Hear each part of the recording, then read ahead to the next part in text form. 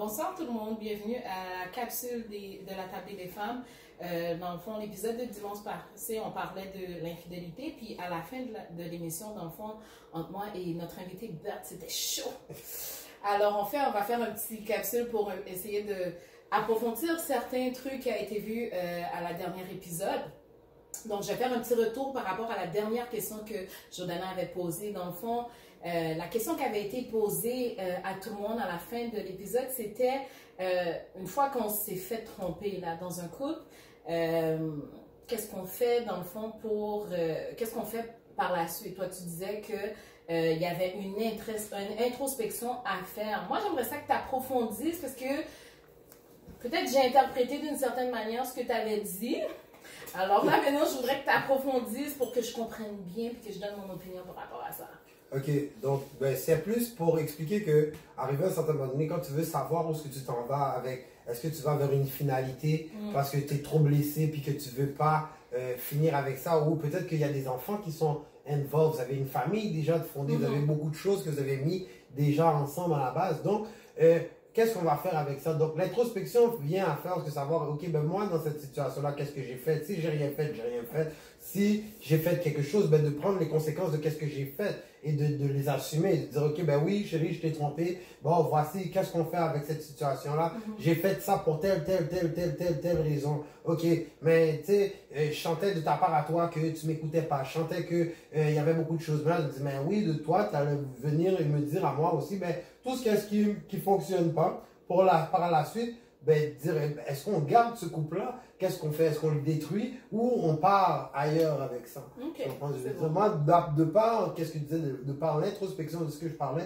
c'est savoir, nous, en tant que personne, qu'est-ce qu'on veut aussi de ce couple-là? Parce que c'est important de savoir, toi, en tant que personne, qu'est-ce que tu veux du couple? Si tu n'es pas capable de savoir qu'est-ce que tu veux du couple, ben là, ça va mal. Ça va très mal. Ok, mais là, maintenant, avec ta réponse, là, disons que tu m'as flatté du bon côté. Parce que dans le fond, la manière que j'avais interprété ce que tu avais dit, c'était que la personne devait avoir une introspection à savoir qu'est-ce qu'elle avait fait de mal, un peu comme sa part de responsabilité sur le fait qu'elle s'est fait tromper. Puis, dans le fond, moi, je voulais dire que des fois, la personne n'a vraiment rien fait.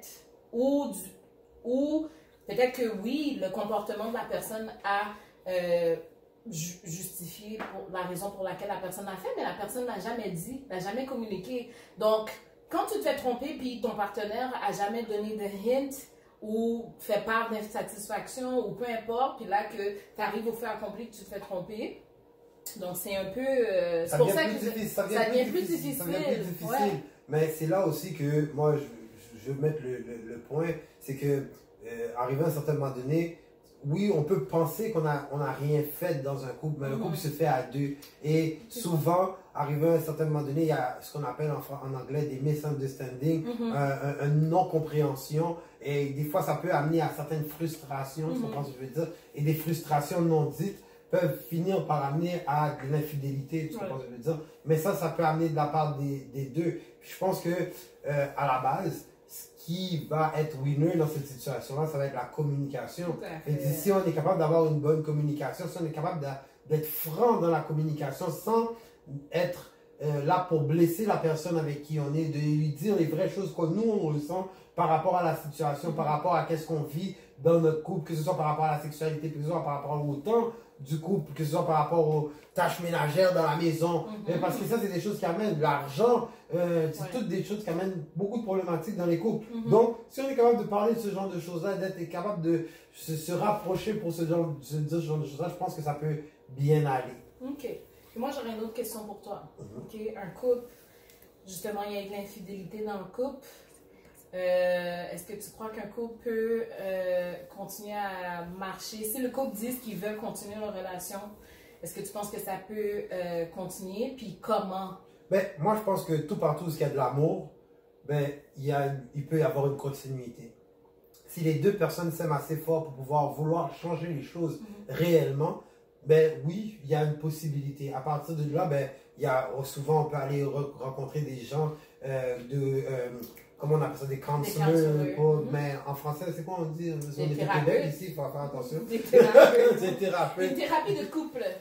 Une thérapie de couple, exactement. Donc, au niveau des thérapies de couple, on peut aller chercher de l'aide là, parce que sinon, des fois, on a besoin d'un médiateur, on n'est pas capable de communiquer, ou bien on est toujours en train de chercher la sorcière. Des fois, il faut arrêter de chercher la sorcière. C'est qui a fait quoi? Et être capable de dire, ok, ben moi j'ai fait ci, toi tu es capable de dire, moi j'ai fait ça. Mais là, maintenant, où est-ce qu'on s'en va? De trouver une solution commune pour aller vers un point commun qui est de former une famille, de former une union. Puis, écoutez, là, allez voir des couples qui ont fait 40, 60 ans. Ben, il y en a qui ont été trompés. Mais pour arriver à un certain moment donné, être capable de perdurer aussi longtemps dans un couple, ben, il faut être capable de se parler, il faut être capable d'arranger les choses. Ben, quand on dit, maintenant, on vit un peu dans une société micro-ondes, tout de suite maintenant. Puis, aussi dans une société de surconsommation.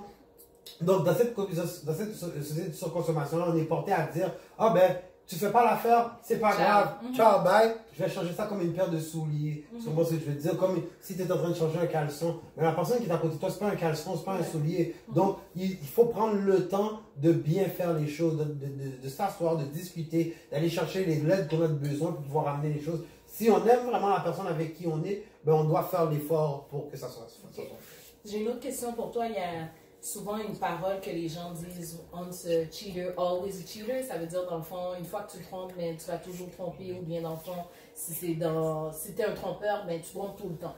Ben, moi, je crois pas à ça parce que si on croit à ça, ben, c'est comme si on croyait pas à l'évolution. Moi, je pense que l'homme peut évoluer. Je pense qu'il y a place au changement. Si quelqu'un a vraiment ce besoin-là de changer, si quelqu'un veut vraiment changer, si quelqu'un aime la personne, aime sa famille, ses enfants, ne veut pas cette rupture-là, ben, je pense que tu peux amener un changement dans ta vie.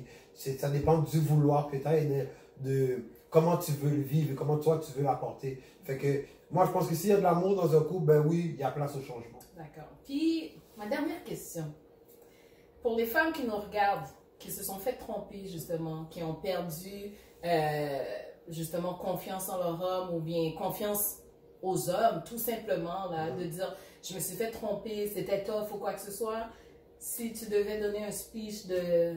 Ben, écoutez, c'est difficile, mais mesdames, respectez-vous, aimez-vous, prenez du temps pour vous, n'acceptez pas n'importe quoi de n'importe qui, puis arrivé à un certain moment donné, faites ce qui est propre à vous, écoutez votre voix intérieure, la voix qui vous parle. Souvent, on ne s'écoute pas assez, il faut apprendre à s'écouter. Plus on va s'écouter, plus on va savoir où est-ce qu'on veut s'en aller, apprenez à vous connaître, et ne laissez pas les gens marcher sur vous, et la force de caractère, moi je connais pas mal de femmes fortes, dont on est une, et il y en a plusieurs alentour de moi. Ben, c'est ça, c'est de vous connaître, puis d'aller dans le sens que vous voulez. Si la personne, vous voyez qu'elle vous trompe, puis elle ne vous respecte pas, vous n'avez pas à accepter ça de cette personne-là. Et regarde, c'est vous qui faites votre respect à vous.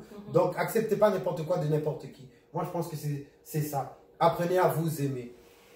That's right. Puis qu'est-ce que j'aurais ajouté par rapport à ça?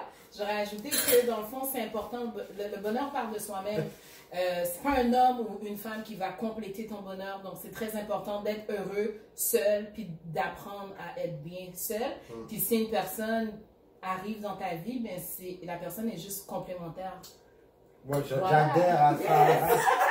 Je me suis sentie interpellée qu'on a parlé des femmes fortes. Alors j'ai décidé de rentrer dans la capsule, mais c'est pas vrai, c'est juste pour dire merci à ces deux merveilleux pour la capsule. Puis juste vous rappeler de inbox sur Facebook, Instagram, allez voir notre vidéo sur YouTube, La Table des Femmes. N'oubliez pas de partager, vous abonner. Avec vous, on aura du succès. Merci. Oui.